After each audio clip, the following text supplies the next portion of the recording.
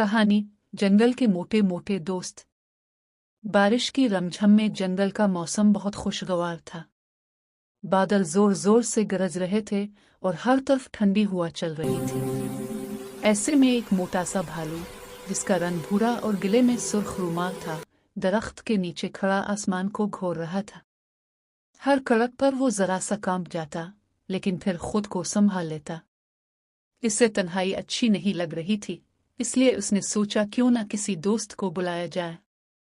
अचानक उसने अपनी नम आवाज में वो बंदर भाई कहाँ हो कहकर पुकारा।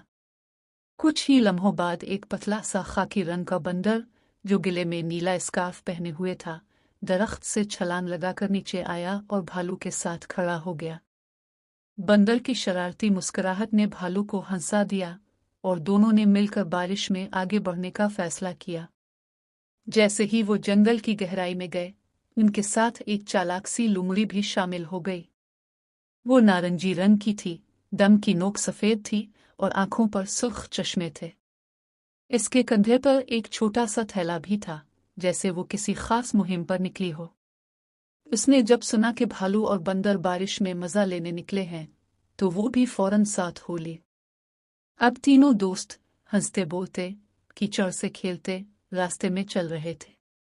अचानक उन्हें एक पुराना टूटा हुआ पुल मिला, जिसे उबूर करते वक्त उनकी हंसी थोड़ी घबराहट में बदल गई। फिर भी वो हिम्मत से पुल पार करके एक नदी के किनारे पहुंचे, जहां एक सब्ज रंग का कछुआ बैठा आराम कर रहा था। इसके चेहरे पर सुकून मुस्कुराहट थी, आंखों पर सुनहरी चश्मे थे और कमर पर नीला बैग लटक रहा था। वो उन्हें देखकर खुश हुआ और बगैर कुछ कहे साथ हो लिया।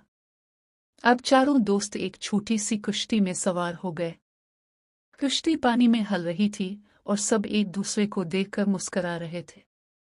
अचानक एक बड़ी फलों की टोकरी उनकी नजर में आई, जिस पर बैठने का सबको दिल किया।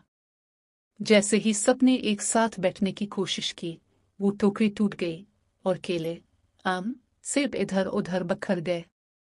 चारों नीचे गिरे और जोर जोर से हंसने लगे।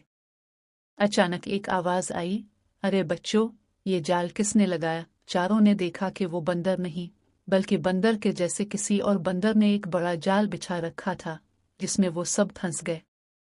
इनकी हंसी राग गई और वो एक दूसरे की तरफ देखने लगे।